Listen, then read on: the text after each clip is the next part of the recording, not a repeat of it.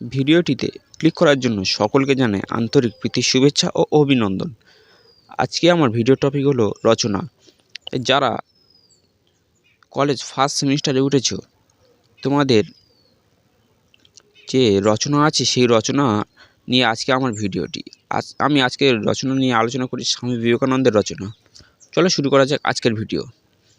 এটা সম্পূর্ণ সংস্কৃত থেকে লিখতে হবে, আমি তাই তোমাদের সামনে তুলে ধরছি। ভারতবর্ষস্য অন্যতম বীর সন্তান স্বামী বিবেকানন্দ। স্বামী বিবেকানন্দ এক দার্শনিক গ্রন্থকার সঙ্গীতজ্ঞ চ আসিত। রামকৃষ্ণ পরমহংসস্য প্রধান শিষ্যং আসিত। তারপরে যাবে স বঙ্গপ্রদেশ কলিকাতায়াং 1863 খ্রিস্টাব্দস্য 12 জানুয়ারি দিবসে জন্মগ্রহণম অকরোৎ। তস্য বাল্যে নাম আসিত নরেন্দ্রনাথ। তস্য পিতা বিশ্বনাথ দত্ত, মাতা চ ভুবনেশ্বরী দেবী। একদম আমি সহজভাবে বলে দিচ্ছি, বাংলা হরফে পুরো। ও দেখো,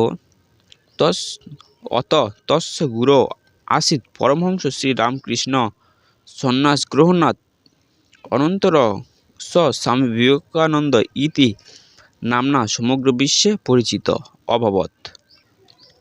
আশৈশবাৎ স মেধাবী নির্ভীক চ আসিত। স অসাধারণ স্মৃতিসম্পন্ন সহানুভূতিসম্পন্ন চ আসিত। ভগবান অস্তি ন বা ইতি জিজ্ঞাসা তস্য মনসি প্রবলাসিত। তদা ভগবতা শ্রী রামকৃষ্ণ দেবেন সহ অস্য প্রথম সাক্ষাৎকার এক অন্যং প্রতি আকৃষ্ট অভবৎ।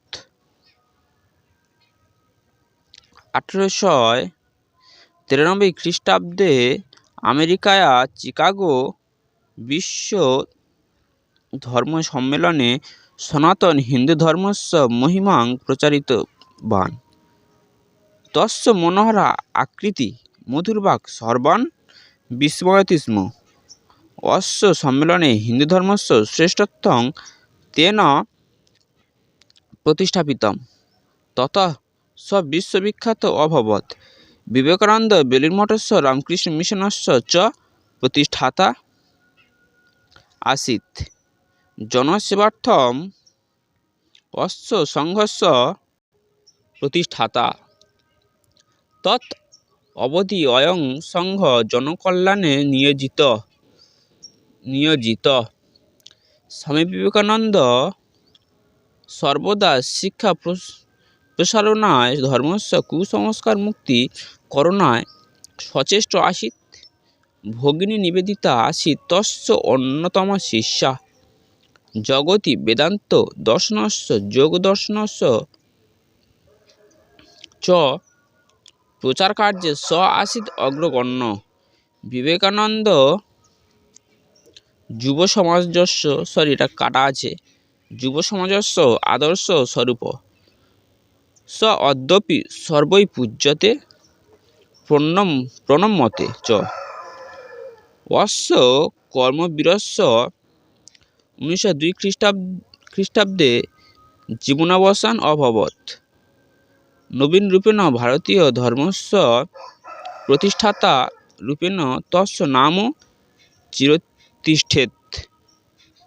আশা করছি এই ভিডিওটি তোমরা সম্পূর্ণ বুঝতে পারছো। পুরো বাংলা হরফে আমি লিখে দিয়েছি তোমাদের সুবিধার জন্য। এবং ভিডিওটি যদি ভালো লেগে থাকে তবে লাইক, কমেন্ট, শেয়ার এবং অবশ্যই করে চ্যানেলটিকে সাবস্ক্রাইব করবে। এবং তোমাদের পরীক্ষা যেন ভালো কাটে, সকল সুস্থ থাকো, ঈশ্বরের কাছে এটাই প্রার্থনা করি। ধন্যবাদ।